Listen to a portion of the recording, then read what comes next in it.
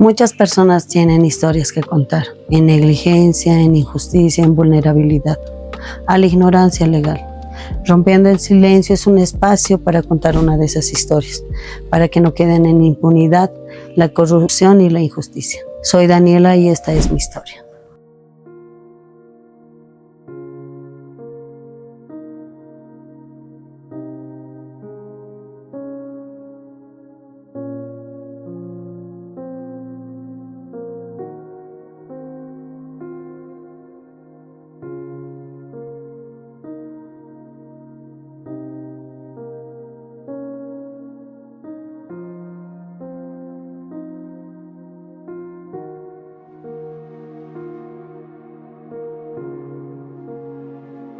En el año 2017, un enero 22, me pasó lo más inolvidable de mi vida.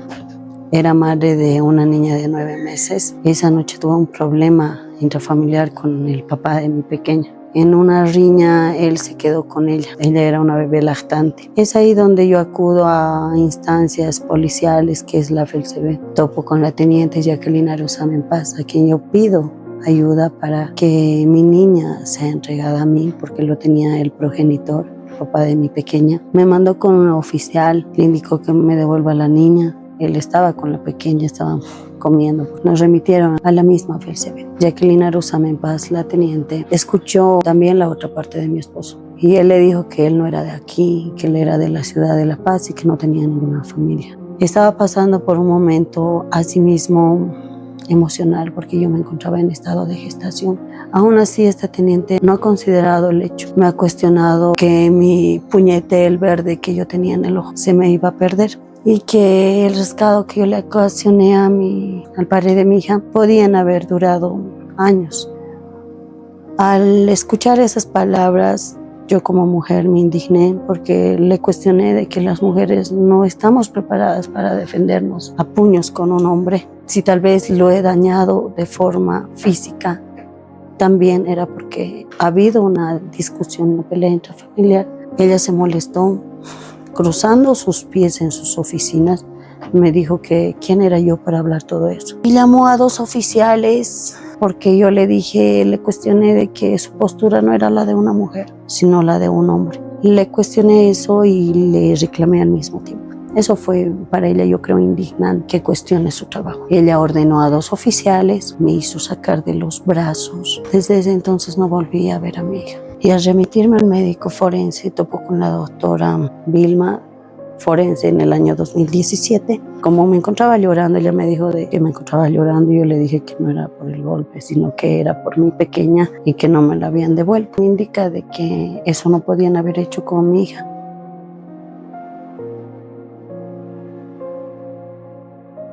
Es ahí donde el papá de mi pequeña le reclama a la teniente y le dice: yo he creído en ti, tú tenías que devolverme a mi hija. ¿Dónde está ella? Y le dice: ay, ustedes no iban a llegar a ninguna solución, y esto no es guardería. Aquí nadie es niñera, así que tu bebé estaba llorando y se le ha remitido al centro de acogida. Gota de leche. No la tuvieron ni 1 hora, ni media hora, mi niña. La retuvieron como una presa, como una delincuente, sin haber hecho nada. La expusieron de forma ilegal. Secuestraron a mi pequeña. Desde ese entonces no la vi. Procuramos intentarla recuperar. Tocamos este hogar que queda a 3 cuadras de esta institución policial. En vano habíamos rogado tanto. Oficiales, enfermeras salieron de este centro de acogida y nos dijeron que era imposible que nos devuelvan, que la monja ya estaba dormida. Peregrinamos y volvemos al día siguiente. Nos quedamos esa noche. Empezó a llover. El policía de turno nos dice que váyanse a descansar. Ya mañana temprano viene mi solución. Porque en menos de 24 horas, un día y una noche, me han devuelto a mi hija en la morgue, con los órganos reventados, rascada, bien peinada, con el pañal limpio. No me dieron las causas. Antes de entregarme de esa manera, tuve que pasar, yo creyendo recuperar a mi pequeña, por las oficinas de CDGs. Es ahí donde somos entrevistados por Juan Carlos Gutiérrez, novio de la ex abogada del área jurídica Varinia Aramayo, ahijada del ex gobernador Hugo Vázquez, ¿no? Toda una conexitud de coadyuvación íntima interna. Se hace pasar por psicólogo en esta institución. Nos preguntan si somos bebedores constitucionarios, si somos drogadictos, si tenemos antecedentes policiales, si mi niña estaba enferma, si tenemos dinero, dónde trabajamos. Al ver que era bastante pregunta, nosotros hemos ido respondiendo sin miedo a todo ello. Hemos demostrado con documentos que mi niña tenía el control de carnet de salud, que él estaba en peso, talla normal, que era una bebé feliz. Le hemos demostrado fotos y todo eso. Y nos dice Juan Carlos Gutiérrez, esposo hoy actual de Varinia Aramayo, del área de jurídica, que nos dice que salgamos. Nos bota de la oficina. Salgan, por favor. Nuevamente, pasen, por favor. Y nos dicen, señoras, vamos a tenerles que informar que su niña falleció. Nos quebramos en llanto y empezamos a decir, ¿por qué? Usted se está confundiendo. Se está equivocando. Es otra niña. Ayer tuvimos un problema y no pudimos verla a ella. ¿Por qué podía estar muerta? ¿Cuál era la causa? La causa era de que me la habían asesinado, me la habían reventado los órganos, me la había secuestrado la policía, me la había retenido una falsa monja prófuga hoy de la justicia, Joana Siqueiros dos Santos, una falsa monja a quien el ex gobernador le ha dado y le ha regalado ese cargo en este centro de acogida Gota de Leche. Esta falsa monja le ha retenido a mi niña en contra de sus derechos, su justicia y su salud, contra su vida, porque esta falsa monja sabía que todo el tiempo su mamá, su papá y su familia de esta pequeña se encontraban en puertas de este centro de acogida.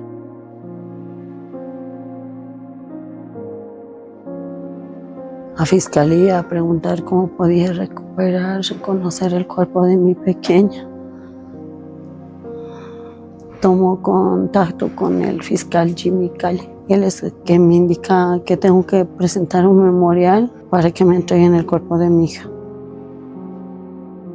No sabía cómo buscar, cómo denunciar en ese rato.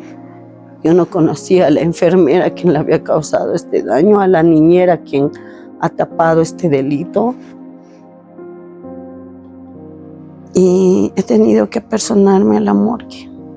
Tuve entrevistas con un periodista en ese momento.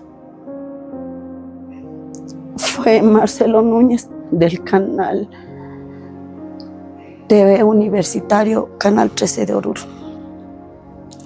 A él es a quien le digo, ¿no? Cuando me cuestiona, justo llegó ese rato y me preguntó que si le podía hacer una entrevista. Yo le dije que sí, que el morguero indica que mi hija está rascada. ¿Y cómo va a estar rascada? Mi hija estaba sana y la herida que tenía era grande. Era del ojo hacia adentro del pelo. Ha habido una mano que le ha causado ese daño, porque mi niña no podía haberse peleado con ningún bebé. Mi niña apenas estaba sentando. Tenía 9 meses, no podía defenderse. Y ha caído a manos de una cruel enfermera, Julieta Flores, quien le ha quitado la vida porque la paciencia le ha arrebatado. Porque no se puede considerar una muerte cuando una bebé es entregada en una morgue y la fiscalía oculta las causas. Pero no pueden burlar tu ignorancia, tu lógica de persona.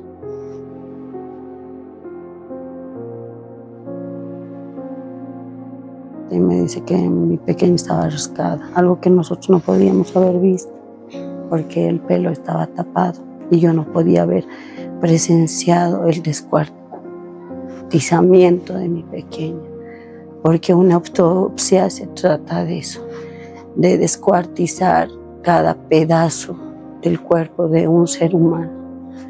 ¿Cómo podía aceptar que la destrocé en partes a mi hija si ya estaba muerta? Era demasiado fuerte para mí.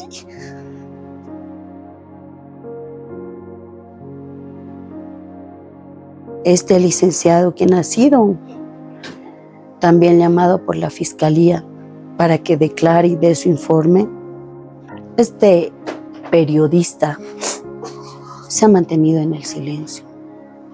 Me ha pedido una orden fiscal para que lo remita la nota, pero no ha podido ni siquiera declarar porque resulta que el periodista no se acordaba de lo que ha hecho en ese entonces su trabajo. Entonces es ahí donde me llegan a contactar una asociación de víctimas de injusticia. Y me llega a contactar y llego a conocer, a preguntar. Yo hago la denuncia de mi hija después de conseguir dinero a los 21 días. Porque el Ministerio Público solamente había recogido el cuerpo de mi hija, pero las investigaciones ni las habían hecho. Es más, han detenido a las responsables en carceletas y les habían soltado. Pero resulta que yo he tenido que peregrinar hasta por sus entrevistas. He tenido que peregrinar citaciones. He tenido que buscarlas. Muchos años he vivido en una ignorancia legal, porque todo ciudadano es ignorante legal. No conoce de las leyes, no conoce de los derechos, no conoce del trabajo de tu abogado. Pero esa no ha sido mi situación. Yo he llegado a caer en manos de un exfiscal, Alfredo Santos, que me ha hecho pagar por persona dinero. He pensado como ignorante legal que pagando a un abogado iba a obtener justicia, al mejor, al más caro. Perdí incluso bastante economía, incluyendo a esta abogada Eliana Norca Chambi, la abogada que dirige esta asociación de víctimas de injusticia en la ciudad de Oruro, quienes coadyuvan en manipular y burlar tu justicia. Es ahí entonces donde soy engañada nuevamente en una audiencia, el 22 de noviembre del 2024.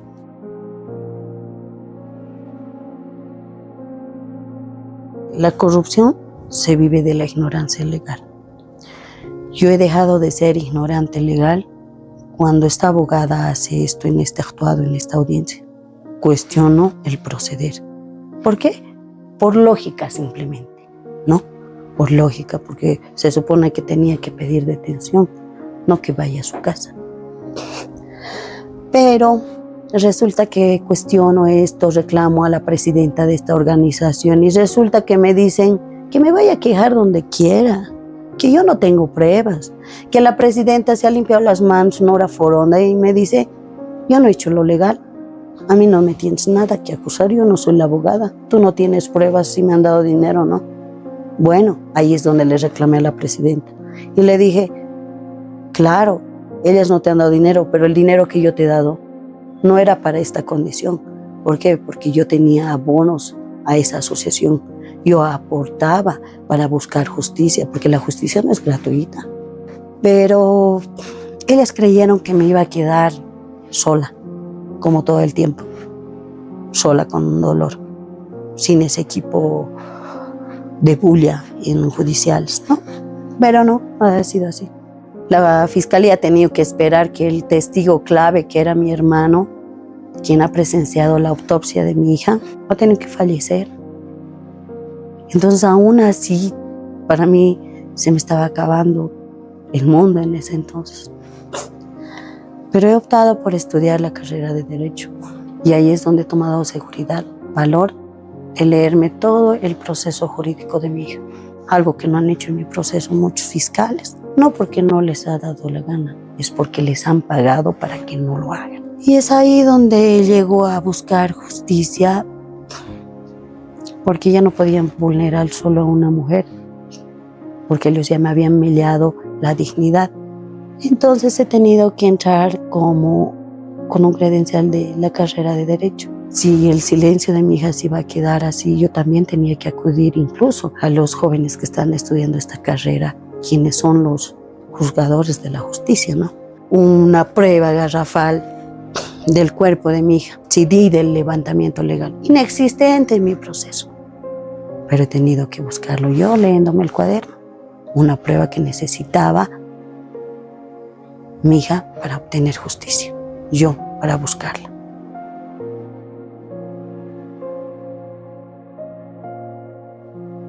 Al ver de que voy recuperando la confianza personal, porque después de tanto dolor te quedas muy débil.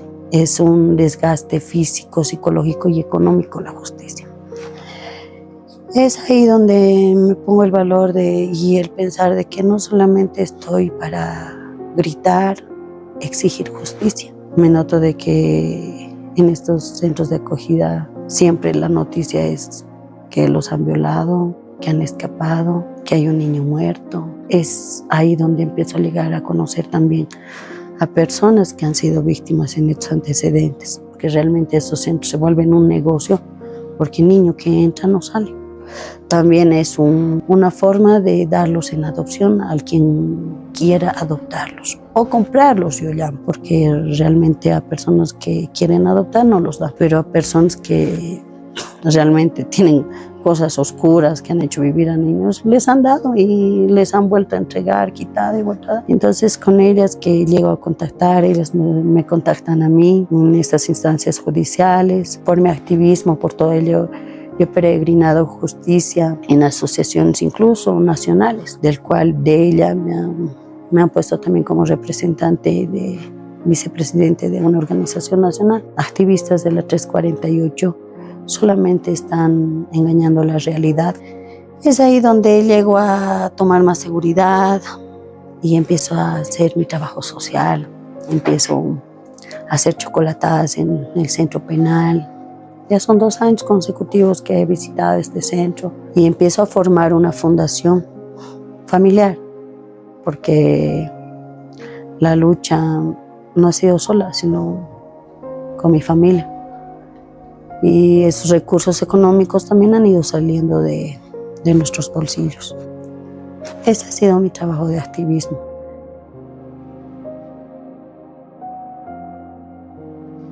Sí, decirles que ninguna mamá se puede cansar de luchar por algo, porque solamente ese verdadero, sincero amor solo se conoce con los hijos. Hombres, mujeres, he ayudado y lucho con ellos, porque el amor de un padre, de una madre, es incondicional para un hijo, y así tiene que serlo para siempre. Y tenemos que resguardar como sociedad, como ciudadanos, como autoridades, como un día niños, que el derecho y la justicia con los niños tiene que ser realmente rigurosa, justiciera, eficaz, sin vulnerabilidad, porque nuestros niños no tienen alcance ni de ir a denunciar silencios que viven en la propia casa. Así que lo único que les voy a decir a todas aquellas personas que están haciendo daños a niños, dejen de hacerlo eso, porque mi compromiso es de que exista un rigores de ley para esos abusadores de niños, para esas mujeres que abandonan también a sus niños, porque no por ser mujeres no se les puede sancionar. La ley tiene que ser para ambas partes, tiene que haber una balanza de justicia, idónea, no errónea. Esto es Rompiendo el Silencio y que nadie burle tu ignorancia legal, con Daniela Guayles. Nos vemos hasta otra oportunidad. Gracias.